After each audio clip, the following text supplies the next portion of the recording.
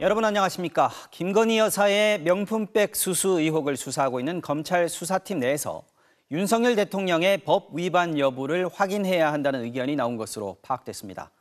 청탁금지법에는 배우자가 공직자의 직무와 관련해 부적절한 금품을 받았을 경우 그 공직자는 금품 제공자의 인적 사항과 금품의 종류와 가격, 반환 여부 등을 세세하게 적어서 기관장에게 제출하도록 돼 있습니다.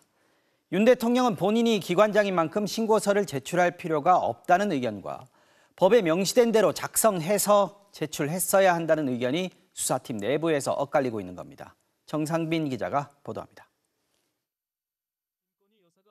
김건희 여사의 명품 가방 수수 의혹. 청탁금지법은 배우자가 공직자의 직무와 관련해 100만 원 넘는 금품을 받은 사실을 안 경우 공직자가 소속 기관장에게 지체 없이 서면으로 신고하도록 하고 있습니다. 서면 신고 의무를 어기면 3년 이하 징역 또는 3천만 원 이하 벌금형에 처해집니다. 이번 사건의 경우 공직자는 윤 대통령, 소속 기관장도 윤 대통령입니다. 윤 대통령이 자신에게 서면으로 신고해야 하는 셈입니다. 수사팀 안에서는 해석이 엇갈린 것으로 알려졌습니다. 윤 대통령이 신고받는 기관장이라 서면 신고 여부를 따지는 게 필요 없다는 의견과 법 조항대로 서면 신고를 반드시 해야 한다는 의견이 함께 나온 것으로 파악됐습니다. 수사팀 사정을 잘 아는 검찰 간부는 윤 대통령이 신고서를 써서 보관하고 있어야 한다는 수사팀 검토가 있었다면서 그게 죄형 법정주의에 맞는다는 얘기라고 했습니다. 청탁금지법은 신고서에 써야 할 내용도 세세하게 정해놓고 있습니다. 금품을 준 사람의 성명, 연락처, 직업 등 인적사항과 금품의 종류와 가액, 금품 반환 여부도 적어야 합니다. 명품 가방을 건넨 최재형 목사의 이름과 연락처, 디올백의 가격, 반환 여부도 기록으로 남겨둬야 한다는 얘기입니다. 수사팀 판단이 서면 신고가 있어야 한다는 쪽으로 기운다면 수사는 윤 대통령을 겨냥할 수도 있는 겁니다. 윤 대통령은 이 사건을 정치 공작으로 보고 있습니다. 선거를 앞둔 시점에 1년이 지나서 이렇게 이걸 터뜨리는 것 자체가 정치 공작이라고 봐야죠. 하지만 김 여사의 명품백 수수 사실을 언제 알았는지, 서면 신고는 남겼는지, 가방을 어떻게 처리했는지 윤 대통령 본인이 구체적으로 밝힌 적은 없습니다. MBC 뉴스 정상빈입니다. 네, 법조팀 나세용 기자와 검찰 분위기 좀 더 알아보겠습니다. 자, 나 기자. 네. 검찰이 윤 대통령의 서면 신고에 적용되는 법리까지 검토를 한다 이런 얘기잖아요. 어떤 의미가 들어있다고 봐야 됩니까? 네, 따져볼 수 있는 건 다 따져보겠다 이런 뜻으로 보입니다. 이원석 검찰총장은 이 김 여사의 명품 가방 수사팀의 이 신속한 수사뿐만 아니라 철저한 수사도 강조했습니다. 사실 이 사건 명품 가방을 산 영수증이 노출됐고요. 건네는 과정도 영상에 찍혀 있습니다. 그렇습니다. 대통령실도 가방을 받았다는 사실 자체를 부인하지 않고 있는데요. 사건 구조도 단순한데 검사를 새로 3명이나 투입했습니다. 특수수사로 잔뼈가 굵은 부부장 검사를 선임으로 하고 특수통 검사 2명과 민감한 사건 조율에 능한 기획통 검사 1명을 배치했는데요. 수사팀의 면면을 보더라도 이 대통령실과 미리 조율된 일종의 약속 대련이다 이렇게 보기는 섣부른 것 같습니다. 사실 뭐 총장 지시 내용이 언론에 대대적으로 공개되면서 수사가 좀 요란해졌다라고도 볼 수가 있어요. 검찰의 의중 뭐라고 봐야 됩니까? 네, 김 여사 명품 가방 논란 사실 총선 기간 동안 윤석열 대통령하고 한동훈 전 국민의힘 비대위원장 충돌했던 사안이죠. 굉장히 폭발력이 강하고요. 총선 전 이건 외에도 검찰 수뇌부와 대통령실 간에 불협화음이 흘러나왔습니다. 지난 1월 이원석 총장이 이태원 참사로 수사를 받던 김광호 서울경찰청장을 수사심의위에 올린 뒤에 재판에 넘겼는데 이게 대통령실 뜻과는 달랐다고 하고요. 송경호 서울중앙지검장 교체설도 또 파다했습니다. 도이치모터스 주가 조작 수사팀이 김건희 여사 소환 조사가 불가피하다 이런 의견을 냈다는 이유로 대통령실이 송 지검장을 내치려 한다는 겁니다. 그러다가 검찰이 여권의 총선 참패 직후에 김 여사 명품 가방 사건을 꺼내든 건데요. 그것도 굉장히 떠들썩하게요. 증거와 법에 따라 수사한다는 원칙을 강조하긴 했지만 검찰이 대통령실과 거리를 두고 제 갈 길 가는 것 아니냐 이런 해석도 설득력을 얻고 있습니다. 자, 아까 언급했습니다만 김건희 여사의 도이치모터스 주가 조작 연루 의혹, 이 수사는 여전히 지금 조용합니다. 정치권 일각에서는 검찰이 이 명품백 수사를 들고 나와서 이걸로 더 큰 의혹 사건들을 가리려고 한다 이런 의심들도 나오고 있는데 이건 어떻게 봅니까? 사실 1심 판결 이후에 관련자들을 줄 서하던 검찰은 네. 항소심 쟁점을 지켜보겠다는 말을 반복하면서 더 이상 진척을 보이지 않고 있는데요. 네. 따라서 속내를 좀 들여다보면 복잡해 보이기도 합니다. 특검이 도입되면 수사 검사들이 불려가서 왜 수사에 미적됐냐 이렇게 곤욕을 치를 수 있다는 우려가 나오고 있고요. 네. 검찰 내에선 그래서 김 여사 소환이 필수적이다 이런 얘기가 나오고 있습니다. 네. 윤석열 검찰총장 때부터 검찰총장은 도이치모터스 사건에 관여할 수 없도록 지휘권이 박탈된 상태인데요. 그렇군요. 그래서 이원석 총장이 명품 가방 수사를 먼저 언급하긴 했지만 사실상 도이치모터스 사건 포함해서 김건희 여사 수사 전반에 대한 이 검찰의 처리 방침을 드러낸 것 아니냐 이렇게 해석이 나오고 있습니다. 네, 여기까지 듣겠습니다. 나세용 기자 잘 들었습니다. 자, 이런 가운데 윤석열 대통령의 취임 2주년 기자회견 일정이 확정됐습니다. 대통령실은 취임 2주년을 하루 앞둔 오는 9일 목요일에 국민들이 알고 싶어하는 부분, 또 오해하는 부분을 윤 대통령이 직접 소상히 설명할 계획이라고 밝혔습니다. 강현섭 기자입니다.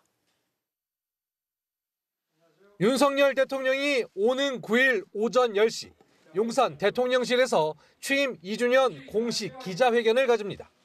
재작년 8월 취임 100일 기자회견 이후 1년 9개월 만에 두 번째 기자회견입니다.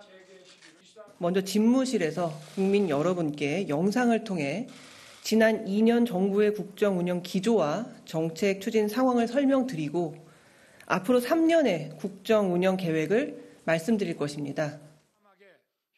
취임 100일 첫 기자회견은 50분가량 진행됐고 대통령 모두 발언이 19분 정도 걸리면서 기자들의 질문은 30분 정도 받았습니다.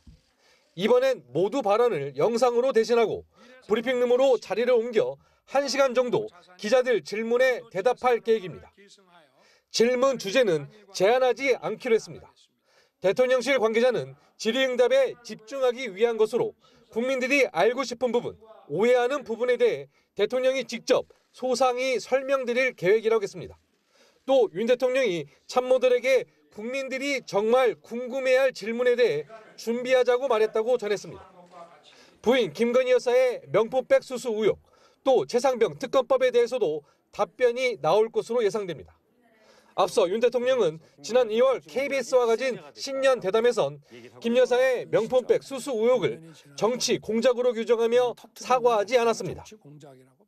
질문을 그냥 가볍게 그렇게 터치하듯이 그렇게 답변하시든지 아마 그런 생각은 안 하시는 걸로 알고 있습니다. 네. 대통령실은 이르면 내일 대선 공약에 따라 폐지했던 민정수석실을 부활시킬 예정입니다. 검찰이 김건희 여사의 명품백 의혹에 대한 수사를 본격화한 가운데 사정기관 장악용이란 지적이 나오는데 윤 대통령이 취임 2주년 기자회견에서 이에 대한 입장도 설명할 것으로 보입니다. MBC 뉴스 강현섭입니다. 네, 조금 전에 스튜디오에서 나세용 기자와 잠깐 얘기 나눴습니다만 정치권에서는 검찰이 김건희 여사 명품백 수수 의혹 수사에 속도를 내는 걸 두고 해석이 분분합니다. 야권에선 특검을 막기 위한 약속 대련 아니냐는 의심과 검찰이 대통령에 대한 거리두기에 나선 거라는 해석이 동시에 나오고 있고 여당에선 검찰도 공수처도 열심히 수사하고 있지 않느냐면서 김 여사 특검법도 최상병 특검법도 야권의 정치 공세일 뿐이라고 주장하고 있습니다. 김정우 기자의 보도입니다. 이원석 검찰총장이 김건희 여사의 명품백 수수 의혹에 대한 신속한 수사를 지시하자 특별검사 도입을 추진해온 더불어민주당에선 특검을 막으려고 대통령실과 짜고 나선 게 아니겠냐는 의심부터 나왔습니다. 4.1피일 미루던 수사를 갑자기 추진하는 저희가 김 여사를 보호하려는 약속 대련을 위해 서라는 의구심이 제기되고 있습니다. 반면 검찰이 대통령실과 선긋기에 나선 것일 수 있다는 정반대 해석도 나왔습니다. 김건희 여사 의혹에 대한 검찰과 대통령실의 갈등설이 이런 해석의 배경이 됐습니다. 또 한편으로는 긴장관계가 좀 형성되고 있는 것 아닌가. 한동훈을 중심으로 한 이원석, 송경호 여기가 이제 김건희 수사를 하면서 개과 시를 하고 있는 것 아닌가. 두 해석이 모두 가능한 상황이다 보니 대통령실을 엄호해야 하는 국민의힘 입장은 보다 난처한 분위기입니다. 일단 검찰 수사를 먼저 지켜보자며 특검 여론을 잠재우려는 반응이 먼저 나옵니다. 원래 특검이라는 건 수사가 끝난 다음에 수사가 미진하면 하도록 돼 있는 게 특검 아닙니까?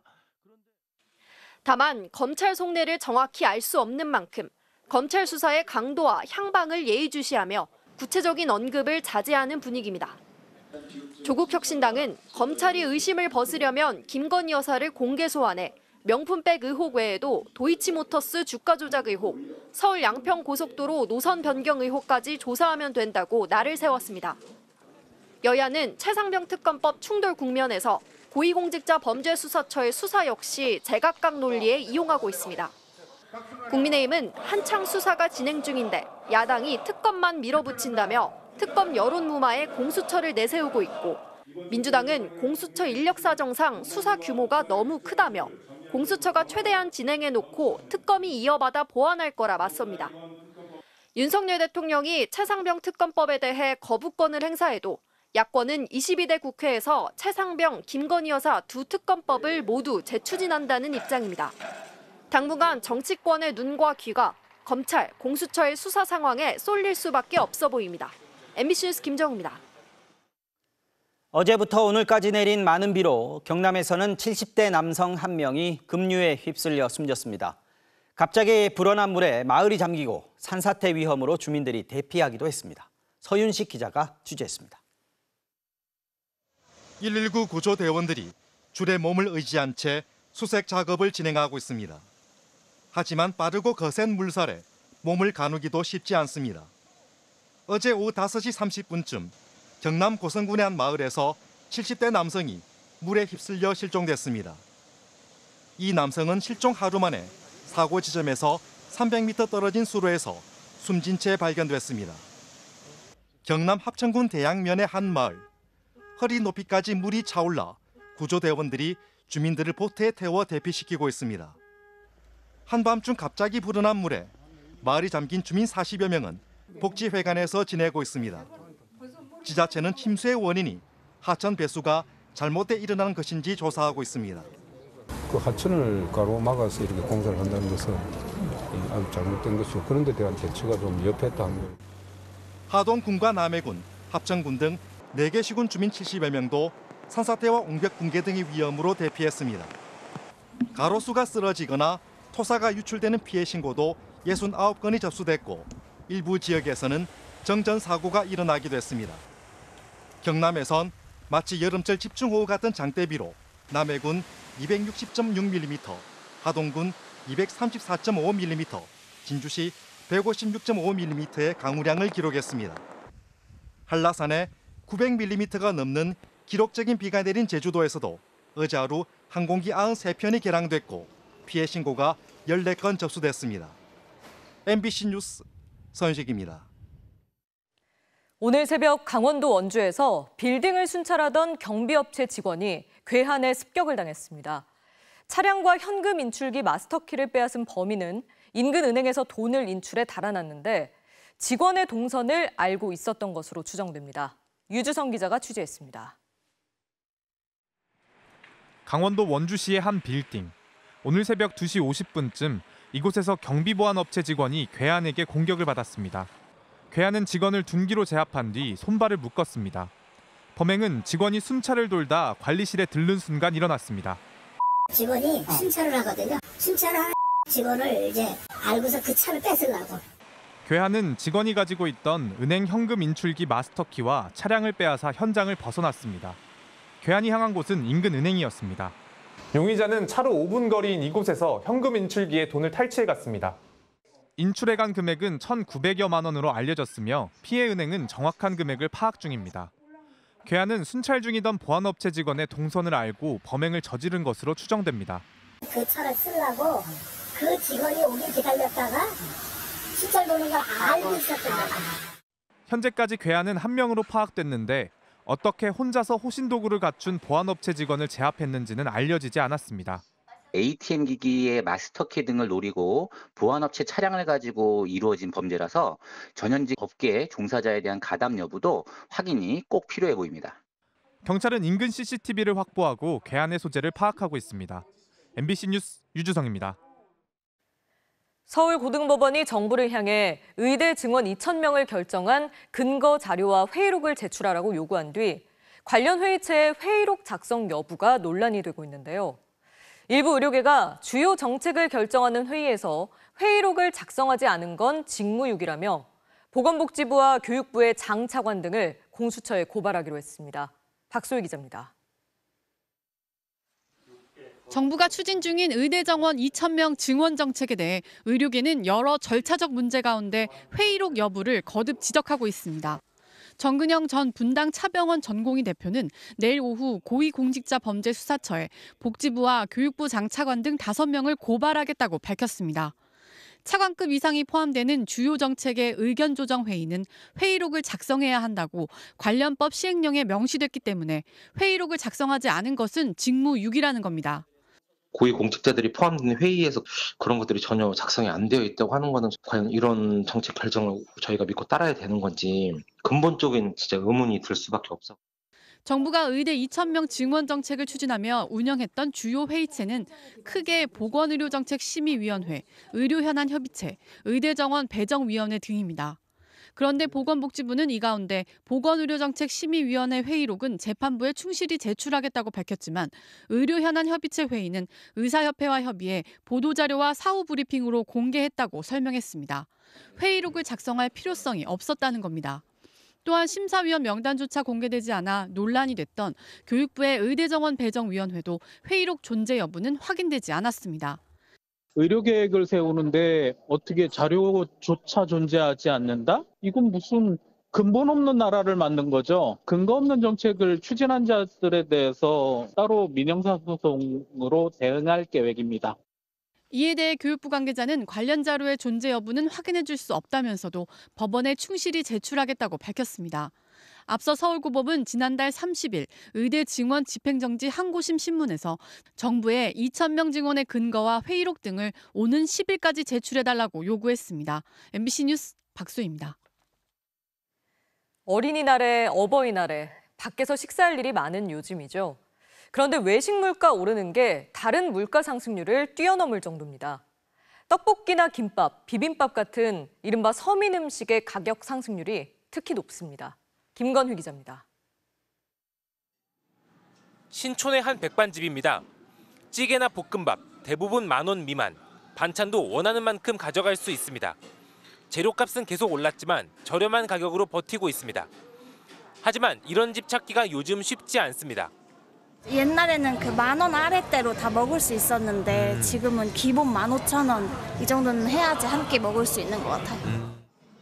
실제 지난달 외식 물가는 3%가 올랐는데 전체 물가 상승률의 평균인 2.9%를 뛰어넘었습니다. 이런 현상은 35개월째 이어지고 있습니다. 특히 누구나 즐겨 찾는 가벼운 분식류의 가격이 많이 올랐습니다. 떡볶이가 5.9%로 가장 높았고 김밥과 비빔밥이 각각 5.3%, 햄버거 5% 순이었습니다. 당분간은 외식비 부담이 클 것으로 보입니다.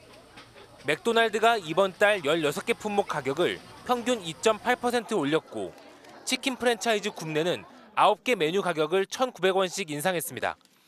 피자헛과 바르다 김선생 등 주요 프랜차이즈 업체들도 일부 제품 가격을 올렸습니다. 지금은 신선식품이라든지 어떤 식자재 가격이 많이 올랐는데 이러한 상황 역시 반영이 되었다고 보시면 될 것 같습니다. 전기요금, 공공요금 인상 같은 것들이 모두 반영이 되면서 이런 외식비 같은 것들이 좀 빠르게 오르고 있다. 다만 하반기 신선식품의 재료비가 안정되면 외식 물가의 상승폭은 다소 줄어들 가능성이 있습니다. 최상목 경제부총리는 하반기 물가 상승률이 2% 초중반으로 안정되길 기대하며 노력 중이라고 밝혔습니다.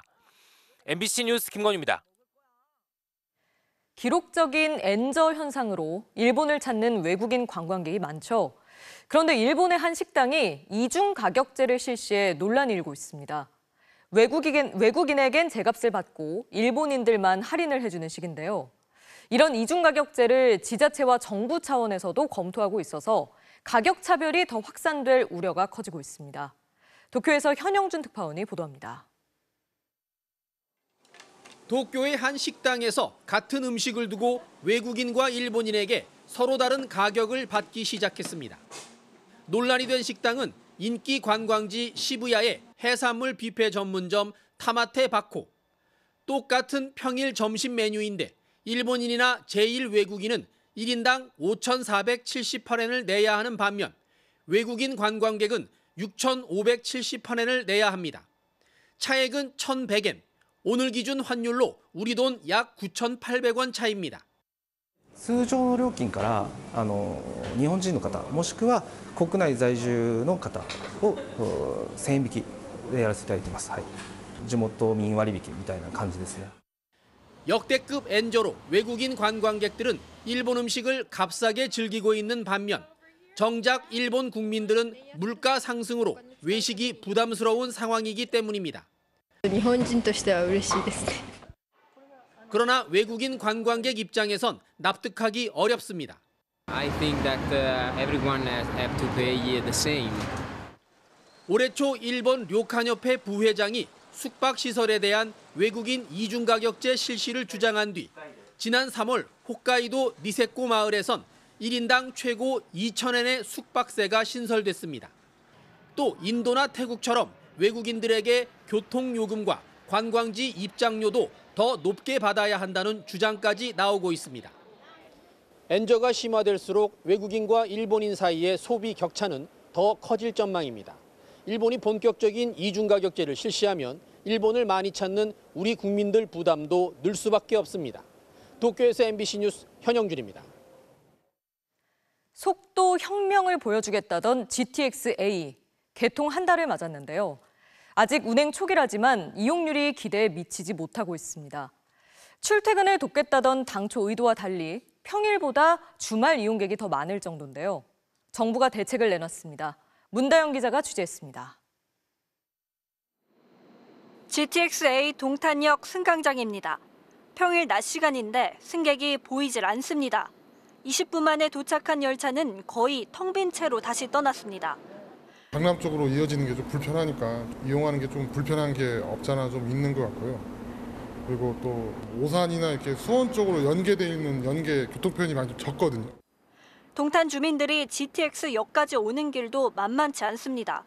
서동탄역이나 병점역에서 오려면 버스로 40분에서 50분이 걸리고 동탄 외곽의 7개 지역에서도 버스의 배차 간격만 30분 이상입니다.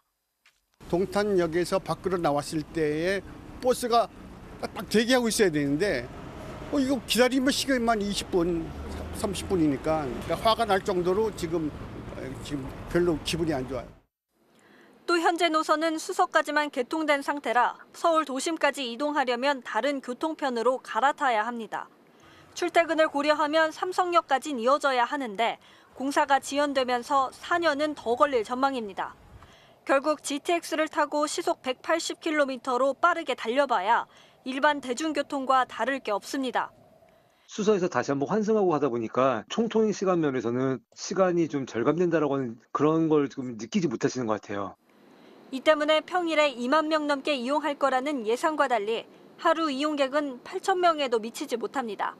오히려 휴일 이용객이 더 많아 1만 명에 육박하면서 출퇴근 교통혁명이 되겠다는 취지가 무색해졌습니다. 정부는 GTX 수요가 안정되기까지 1년에서 2년이 더 걸릴 것으로 보고 있습니다.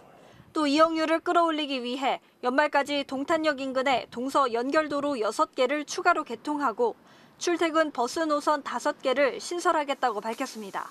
MBC 뉴스 문다영입니다.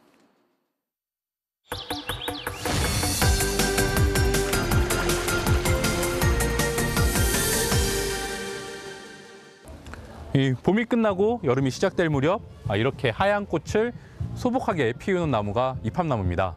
오랫동안 남부지방에 자생하는 나무로 여겨졌죠. 지금은 이렇게 서울에서도 가로수로 쉽게 볼 수 있는 나무가 됐습니다.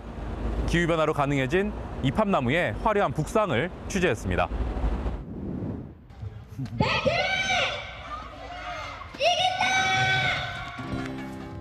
운동의 응원 소리 넘어 학교 정문 앞 커다란 나무 두 그루가 아이들을 내려다보며 서 있습니다.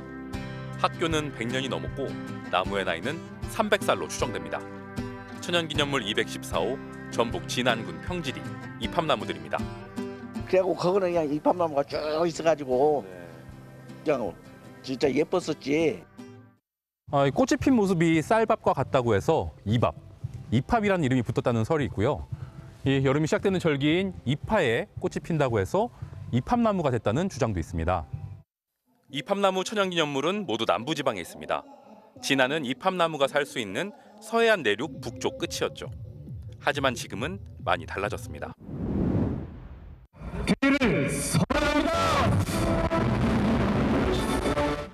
서울 동작구 상도동에서는 10년 전부터 이팝나무 꽃이 필 무렵 축제가 열립니다.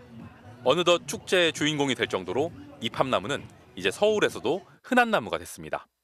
그때는 가로수가 다른 가로수로 되어 있어가지고 이팝나무라는 것 자체를 몰랐죠. 20년 전만 해도 서울 시내에는 이팝나무 가로수가 한 그루도 없었습니다. 하지만 지금은 서울에서 5번째로 많은 가로수가 됐습니다. 하얀 꽃이 오래가고 병해충에도 강해 인기가 많습니다. 겨울에 그렇게 춥지 않은 그런 지역에서 많이 되고 보호수도 많이 있었는데 한반도가 이제 점점 뜨거워지죠. 그러니까 나무가 묵상한. 하지만 모든 이팝나무가 건강하게 자라고 있는 건 아닙니다. 서울에서 이팝나무 가로수가 처음 등장한 청계천. 심은 지 20년이 지났지만 비슷한 시기에 심어진 옆에 회화나무에 비하면 크기가 작습니다. 이팝나무는 물을 좋아합니다.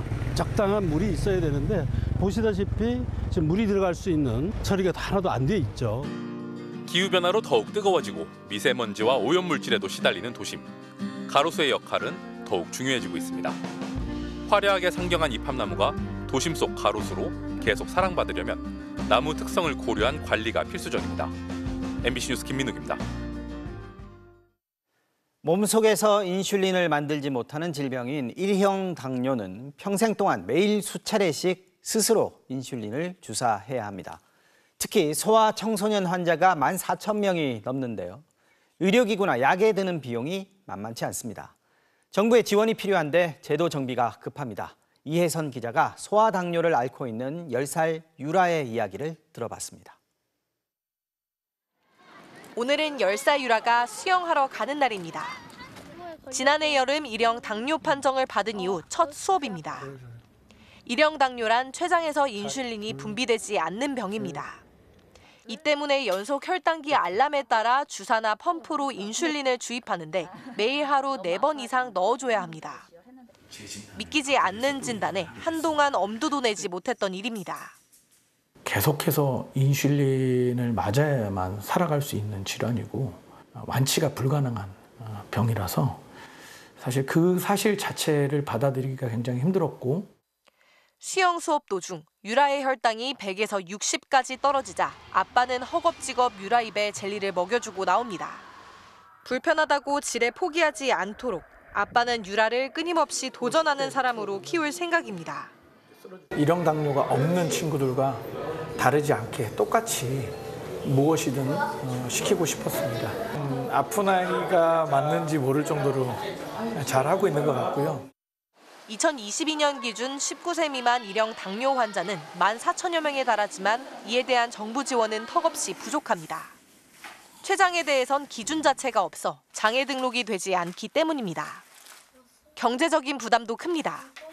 경제적으로도 연속 혈당 측정기라든지 이런 게 있긴 하지만 이걸 사서 요것만 돈이 드는 게 아니잖아요. 펌프라든지 또 저혈당에 빠졌을 때 먹는 음식, 글루카곤이라든지. 이런 현실을 알리기 위해 아빠와 딸은 지난 2월 세종에서 용산 대통령실까지 170km를 행진하기도 했습니다.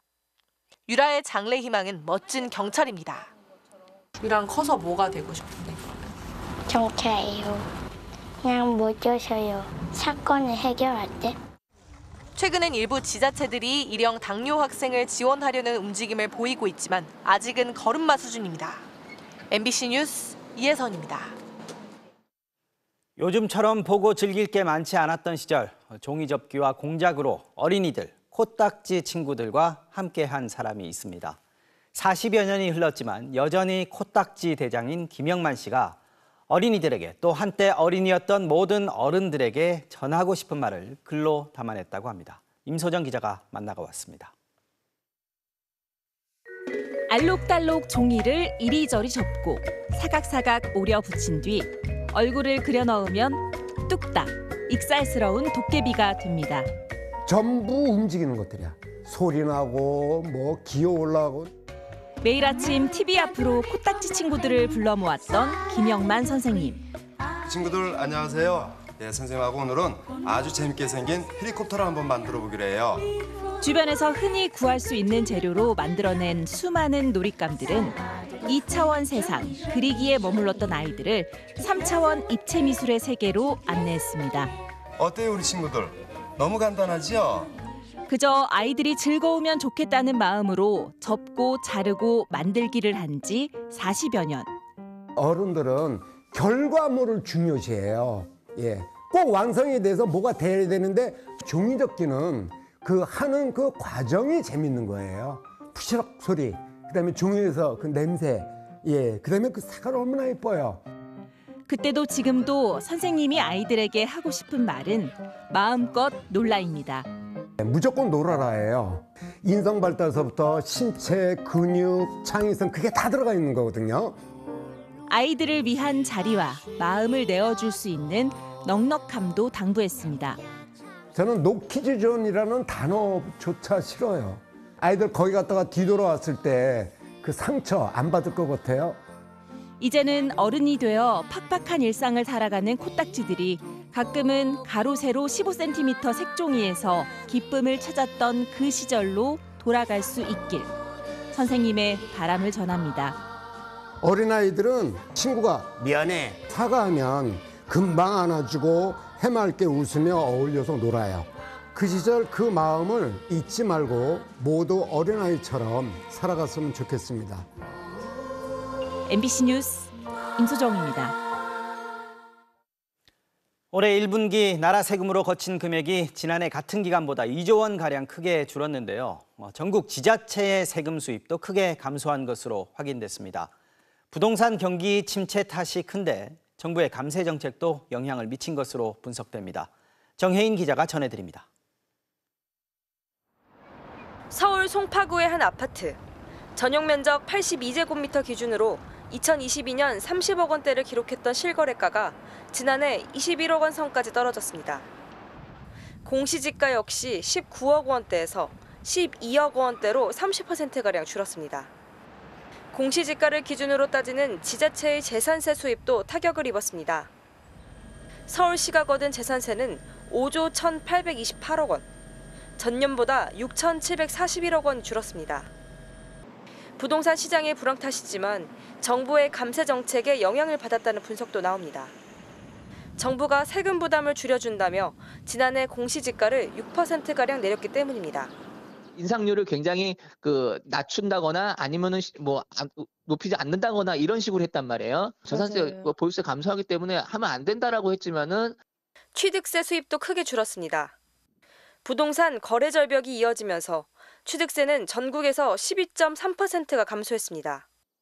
여기에 고물가와 고금리로 경기가 얼어붙으면서 줄어든 전국의 지방세는 6조 1,149억 원에 달합니다. 줄어든 지방세, 지자체마다 비상입니다. 전년 대비 안 좋게 나온 거는 좀 드문, 자주 있는 현상은 아니라고 봐야죠. 근데 이번에 국세가 깎여서 교부세도 줄어가지고 부동산에서 어떻게 돌아갈 거냐 중요한데 그게 이제 올해도 녹록치는 않죠. 지난해 적자를 기록한 삼성전자와 SK하이닉스 등 주요 대기업마저 지방 법인세를 내지 않으면서 해당 지자체마다 대안을 고심하고 있습니다. MBC 뉴스 정혜인입니다. 매달 수십만 원씩 지급되던 기초연금이 올해 대폭 감액되면서 관계기관에 민원이 빗발치고 있습니다. 지난해 크게 오른 금융권 이자가 기초연금 삭감의 이유가 된 건데요. 이자율이 이례적으로 많이 오른 만큼 연금도 많이 줄었는데요. 아예 지급 중지를 통보받은 경우도 있습니다. 이주연 기자입니다. 4월은 상반기 기초연금 정기조사가 실시되는 달입니다. 1인당 최고 33만 원가량 지급되던 기초연금의 감액이나 중단 등의 통보가 이뤄집니다. 이 시기에는 구청마다 빗발치는 민원 전화에 골머리를 앓고 있습니다. 저희가 지금 굉장히 많이 들어오고 있어요. 그리고 지금 계속해서 야근을 하면서까지 통보를 해드리고 있어요. 매년 변동사항이 발생하곤 했지만 올해는 유독 더 많습니다. 주된 이유는 바로 금융권의 이자율 상승입니다. 지난해 이자율이 최고 6%까지 치솟으면서 예년과 비교해 이자를 2배가량 많이 받게 됐고 이에 따른 소득 증가분이 올해 반영됐기 때문입니다. 전주시에서 기초연금을 지급받는 대상자는 7만 2천여 명으로 노인 인구의 64% 수준입니다. 지난달부터 진행된 조사에서 한 달간 1,389명이 급여 감소를 통지받았습니다. 또 313명은 아예 급여 중지를 통지받았는데 6월 말까지 2달간의 조사가 더 진행되면 그 수는 더 늘어날 전망입니다. 올해는 이제 기초연금 대상자들이 많이들 이제 소득이 감소하고 그러더라고요. 이자 소득이 많이 발생을 했어요. 그래서 이자 소득 때문에 부동산 공시가격이 오르거나 금융재산이 증가하는 경우에도 지급 변동이 일어날 수 있지만 올해는 이자율 변동이 가장 큰 요인이 됐습니다. 보건복지부는 물가 상승을 반영한 꾸준한 기준 확대로 복지 혜택을 줄이지는 않았다는 입장입니다. 만 65세 이상 노인 단독 가구의 소득 기준이 지난해 월 202만 원에서 올해는 213만 원 이하로 높아져 기준 금액이 3.6% 상승한 것도 사실입니다. 하지만 이자율 급상승으로 연금이 감액되는 노인들이 적지 않아 파장이 커지는 가운데 기존 하위 70% 이하에서 50% 이하로 지급 대상을 축소하는 방안이 검토되면서 또 다른 변화를 예고했습니다. MBC 뉴스 이주연입니다. 미국 대학가에서 계속되고 있는 팔레스타인 지지, 반전 시위가 졸업식장에서도 벌어졌습니다. 이스라엘을 지지하는 학생들의 맞불 집회도 동시에 벌어지고 있는데요. 여기에 한 무리의 백인 학생들이 인종차별적 행동과 함께 친팔레스타인 시위대를 조롱하는 일까지 벌어지면서 논란이 일고 있습니다. 워싱턴에서 김수진 특파원이 전해드립니다. 지난 토요일 미국 미시간 대학교의 졸업식. 미국 해군성 장관이 축사에 나서자 학사모를 쓴 졸업생들이 팔레스타인 국기를 들고 행진을 하기 시작합니다. Thank you, ladies and gentlemen. If you could please draw your attention back to the podium. 축사가 진행되는 동안 시위대는 구호를 외치며 시위를 벌였고 반면 하늘에는 이스라엘과 함께한다는 문구가 떠올랐습니다. 대학 경찰이 투입됐지만 시위는 계속됐고 시위에 항의하는 졸업생들까지 가세하면서 식장은 아수라장이 됐습니다. 남부 미시시피 대학에서는 친팔레스타인 시위대를 백인 학생들이 조롱한 일이 뒤늦게 알려져 논란이 일고 있습니다.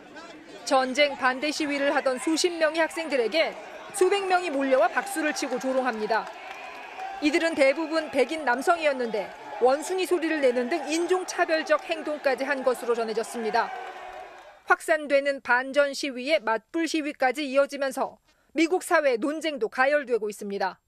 Not because they are pro-Hamas, they are out there because they are outraged by what the Israeli government is now doing in Gaza. And I don't know why we're not, if we're going to protest thing, why aren't we protesting that, demanding Hamas to take that kind of a ceasefire? 이런 가운데 이스라엘과 하마스 간 휴전 협상은 교착 상태에 빠졌고 거의 결렬에 가까운 상황이라는 말까지 나왔습니다.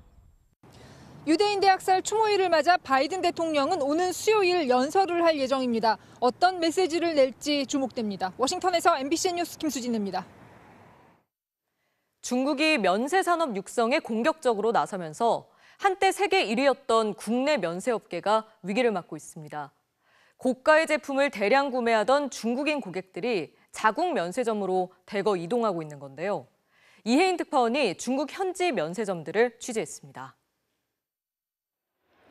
중국 하이난성의 한 면세점. 평일 낮인데도 명품 매장에 긴 줄이 있습니다. 하이난은 중국의 하와이로 불리는 곳으로 상점마다 관광객들이 북적입니다. 我是陕西西安过来旅游的，然后已经在这边待了1个多星期了。我想要的那些口红呀、护肤品呀种类基本上这边都有。 하이난에는 이런 면세점이 12군데가 있습니다. 이곳이 두 번째로 큰 곳인데 축구장 17개 크기입니다. 성수기에는 하루 평균 7만 명이 온다고 합니다. 지난해 하이난성 면세품 매출은 전년 대비 25% 넘게 증가한 8조 3,700억 원으로 사상 최고치를 기록했습니다. 방문객도 675만 명으로 60% 늘었습니다. 我们在疫情3年的话，在全球免税领域已经做到全球第一了。 제로 코로나 폐지로 관광객도 늘었지만 내수 진작을 위한 중국 당국의 공격적 지원 정책이 큰 영향을 미쳤습니다. 1인당 면세 한도를 10만 위안, 우리 돈 1,900만 원으로 늘리고 한 번 사면 6개월 동안 온라인으로 면세품을 추가 구매해 택배로 받을 수 있게 했습니다. 이러다 보니 면세품 쇼핑을 위해 한국이나 홍콩으로 가던 중국인들이 하이난으로 대거 옮겨가고 있습니다. 这个比较大，这个比韩国的东西更齐全一点吧。就是说，韩国的感觉好像要小一些。折扣的话，我觉得我们的折扣好像也更大一点。 중국과 달리 지난해 국내 면세점 전체 매출은 13조 7,500여억 원으로 전년 대비 20% 넘게 감소했습니다. 중국 면세점들은 자국민뿐만 아니라 외국 여행객들을 상대로도 공격적 마케팅을 펼치고 있어 고급화 등 한국 면세점만의 차별화된 전략이 필요하다는 지적이 나옵니다. 베이징에서 MBC 뉴스 이혜인입니다. 뉴욕의 초등학교에서 한 소녀가 야무지게 김밥을 만드는 영상. 조회수 800만 회에 육박하는 뜨거운 반응을 얻었죠. 미국에서는 K푸드, 김밥이 큰 인기를 끌고 있는데 실제로 수출량이 한 해 사이 16% 가까이 늘었다고 합니다. 뉴욕에서 임경아 특파원의 보도입니다. Hi, my name is Avery. Here's what's in my lunchbox. 엄마가 준비해줬다며 도시락통에서 밥과 호일, 김을 꺼내는 소녀. 작은 김 위에 밥을 얹어 야무지게 꾹꾹 눌러 편 뒤 돌도 말아 김밥을 만듭니다. Roll it up. And this is kimbap. 왜 김밥을 좋아하냐는 질문에 김과 밥의 조합이 좋다고 답하는 소녀. 지난해 뉴욕시 공식 SNS에 올라온 1분 채 안 되는 영상이 조회수 777만 회를 넘기며 계속해서 화제를 몰고 있습니다. 다양한 국적의 아이들이 여러 도시락을 소개하는데 유독 김밥 영상이 인기입니다. 실제 미국에서 김밥 인기는 뜨겁습니다. 지난해 유명 마트에서 판매한 냉동 김밥이 SNS를 통해 폭발적인 관심을 끌면서 품절 사태가 벌어지기도 했습니다. This Trader Joe's kimbap has been all over my For You page. Ooh. That's really good. That's super good, actually. 김밥뿐 아니라 라면, 김치 등 K푸드 수출이 늘면서 올해 들어서만 수출액이 우리 돈 4조 3천억 원으로 역대 최대치를 기록했습니다. 그중에서도 미국 수출액이 4억 7,870만 달러로 가장 많았는데 지난해 같은 기간보다 15.9%나 늘어난 수치입니다. 인기를 끈 김밥 영상에는 옛날에는 냄새 날까 봐 김이나 김치는 숨어서 먹어야 했다며 당당한 너를 보니 눈물이 난다는 댓글들이 달렸습니다. 한국 음식을 받아들이는 미국 사회의 모습을 통해 달라진 한국의 위상이 느껴진다는 반응들이었습니다. 뉴욕에서 MBC 뉴스 임경아입니다. 프랑스를 국빈 방문 중인 시진핑 중국 국가주석이 잠시 뒤 마크롱 대통령과 정상회담을 갖습니다. 서방의 대중 제재 연대에 균열을 내고 싶어하는 중국과 러시아에 대한 지원을 줄이도록 중국을 설득하려는 프랑스. 두 나라 협상 결과에 따라 향후 국제 정세에 변화가 있을 수 있어 회담 결과가 주목됩니다. 파리에서 손영 특파원입니다. 프랑스군 의장대 사열이 이어지고 시진핑 중국 주석과 마크롱 프랑스 대통령이 악수를 한 뒤 함께 엘리제궁으로 들어갑니다. 시 주석의 유럽 방문은 지난 2019년 이후 5년여 만입니다. 이번 정상회담에 임하는 양측의 핵심 전략은 모두 상대 진영 균열 내기입니다. 프랑스는 올여름 파리에서 열리는 올림픽 기간 동안 러시아와 우크라이나 전쟁이 중단되기를 희망하고 있습니다. 프랑스는 전쟁의 일시 중단에 대한 중국의 지지를 확보하고 나아가 중국의 러시아 지원 중단을 설득할 계획입니다. 반면 중국의 관심사는 전기차와 태양광 패널 등에 대한 미국 등 서방의 제재 대우를 약화시키는 겁니다. 프랑스가 대미 자주 외교를 표방하며 중국과 우호적인 관계를 유지해온 만큼 양국이 서로 필요한 걸 주고받을 수도 있다는 분석이 나옵니다. 마크롱 대통령은 외가댁인 남부 휴양 도시 오트 피레네로 시 주석을 초대하는 등 정성을 쏟고 있습니다. 뉴욕타임스는 미국은 이번 방문을 서방 동맹을 갈라놓으려는 시 주석의 노력으로 간주할 것이라고 평가하는 등 미국 역시 촉각을 곤두세우고 있습니다. 프랑스 일정 이후 시 주석은 세르비아와 헝가리 등 중국의 우호적인 유럽 국가들을 잇따라 방문할 계획입니다. 자국 이익이 최우선인 냉정한 국제사회에서 언제라도 각국의 입장이 뒤바뀔 수 있습니다. 당장은 아니더라도 양국 회담 결과에 따라 국제 정세에도 적지 않은 영향이 있을 수 있다는 전망이 나오고 있습니다.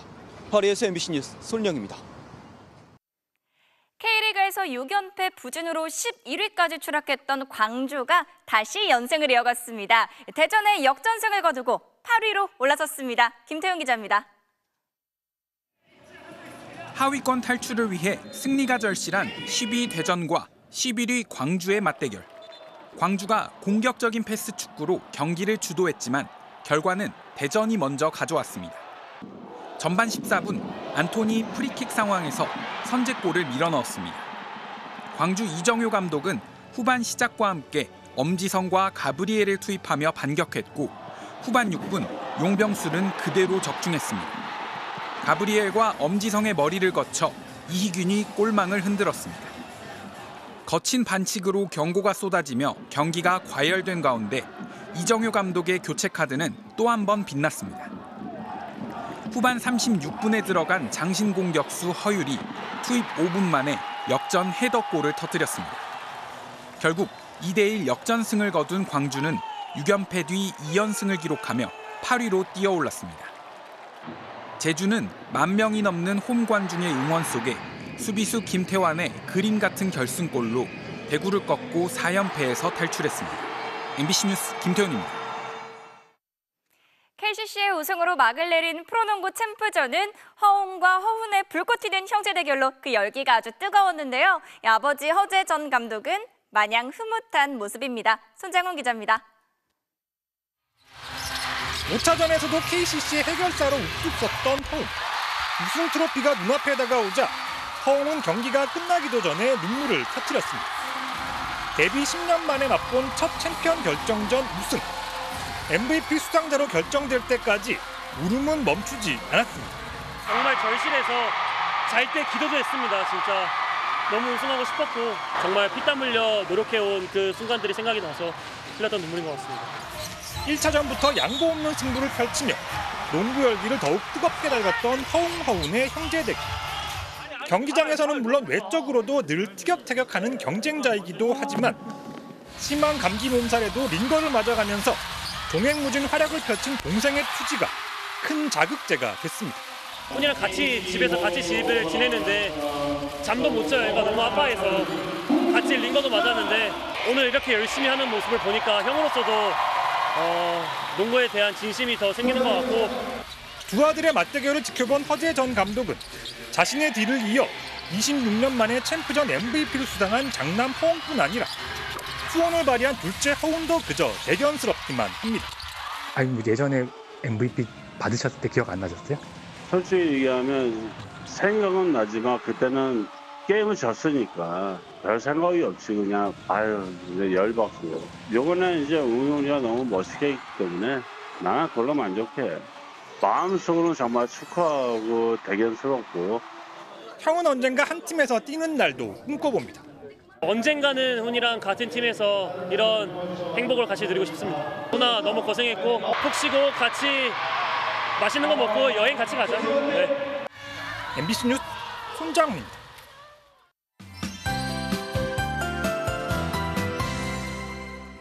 네, 간밤에는 남해안을 중심으로 5월에 보기 힘든 기록적인 비가 쏟아졌습니다. 폭우 구름대는 빠져나갔지만 여주 마지막 날에도 비가 오락가락 이어졌는데요. 내일도 비가 그칠 듯 말 듯 이어지겠습니다. 예상 강우량은 충청도와 남부지방, 강원 영서에 5에서 30mm 안팎이 되겠고 서울은 5mm 미만입니다. 아침 출근길에는 비가 오면서 길이 미끄럽겠고요. 안개도 짙어지겠습니다. 특히 중부 서해안으로는 바다 안개가 유입되겠습니다. 강이나 호수와 가까운 도로에서는 주변보다 안개가 더 짙어질 것으로 보입니다. 출근길 안전운전 하셔야겠습니다. 내일 제주를 제외한 전국적으로 가끔 비가 이어지겠고요. 동해안과 전남 해안, 제주에서는 바람이 강하게 불겠고 해안가는 너울성 파도가 강하게 밀려오겠습니다. 아침 최저 기온은 서울이 13도, 강릉 12도, 대구 13도 등으로 오늘보다 2도에서 5도가량 낮아지겠습니다. 낮 최고 기온은 서울 18도, 부산 19도, 광주 18도로 대부분 지방이 20도를 밑돌며 예년 이맘때보다 선선하겠습니다. 어버이날인 수요일부터는 낮 기온이 오름세를 보이겠고 하늘도 대체로 맑겠는데요. 다만 토요일에는 또다시 전국적으로 비가 내릴 전망입니다. 날씨였습니다. 월요일 뉴스데스크 마치겠습니다. 오늘도 함께해 주신 여러분 고맙습니다.